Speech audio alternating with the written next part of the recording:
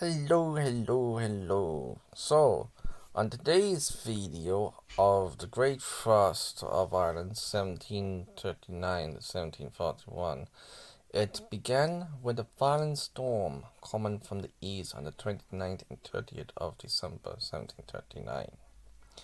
The wind lasted for a week, but the cold temperatures apparently dropped down to minus 36 degrees Celsius.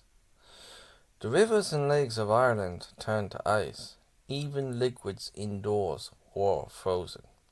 On 24th of January 1740, the Caledonian Mercury wrote an impact of the Great Frost.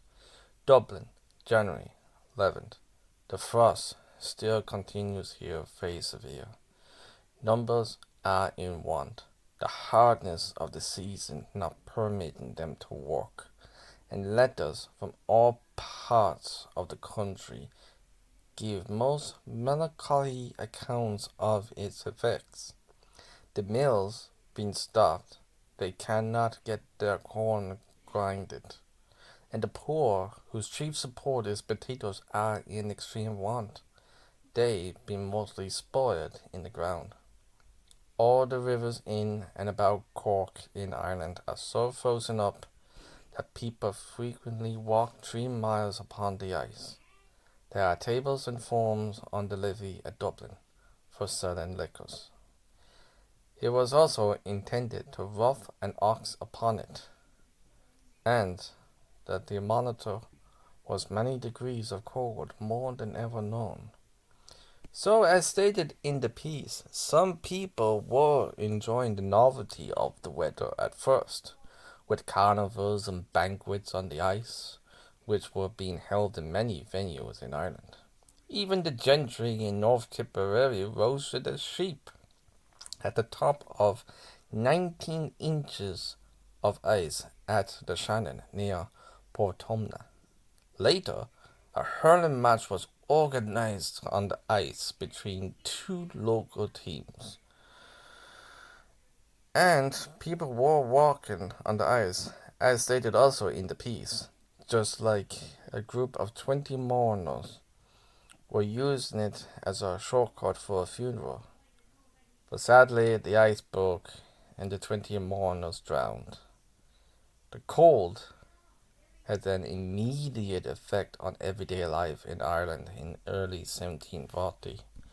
But even people from the countryside fared better than the townspeople with a supply of turf, which was stored up for the winter, but the supplies were quickly running low.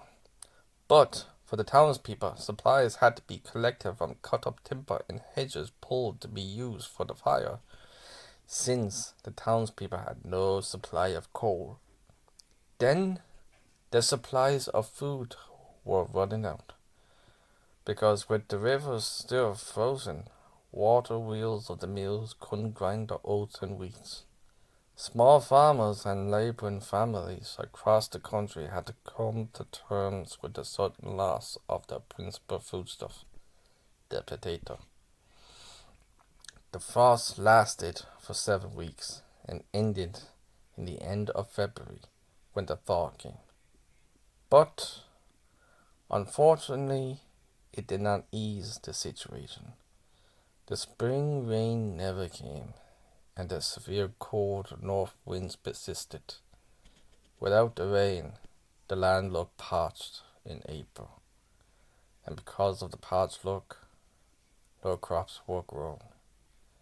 The cold during those several weeks killed many birds and small animals, and the fodder for the cattle and sheep were non-existent, and because of it, the farm animals were dying in the length and breadth of Ireland from starvation.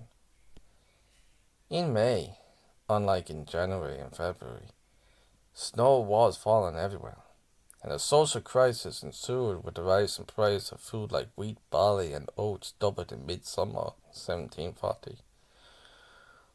But in mid-January 1740, the Cork Corporation subsidized the rate of wheat and meals, but nothing could have prepared the rise of food prices in the middle of 1740. The weather continued to behave oddly, with a violent storm in the beginning of August, then a very windy September. Then came the blizzards along the east coast of Ireland at the end of October, with massive falls of snow across most of the country. Also, there were at least two more storms in the north of November, with snow, rain, and frost. On the 9th of December had widespread floods. After the floods, the temperature dropped again massively. The cold was similar to the beginning of the Great Frost, but this time it had snow covering places in Ireland with 2 feet of snow. Once again, since the thaw, rivers and lakes frozen over, but the cold only lasted for 10 days, and the temperatures rose only because of a storm.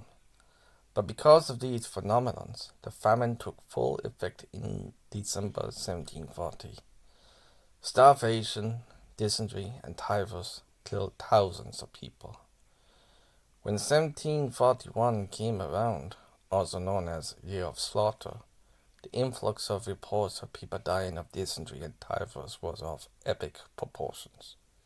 In spring and summer 1741, the weather continued the strange patterns, but not as extreme as the weather in 1740.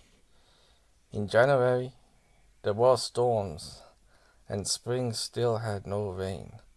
March was dry and frosty, and drought continued until June, when rain came in places, and crops started to grow again.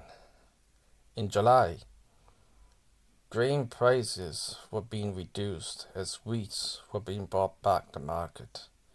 Also, there was a reasonable growth of potatoes.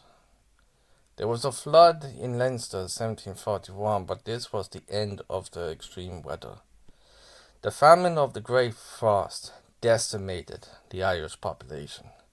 The numbers that died of starvation, cold, and disease are between 310,000 and 480,000 of a population of 2.5 million. The Great Frost in Ireland is, as far as I know, the longest period of the extreme cold in European history. And that, I will leave it there. So, like, subscribe, and share. And I shall see ye in the next video.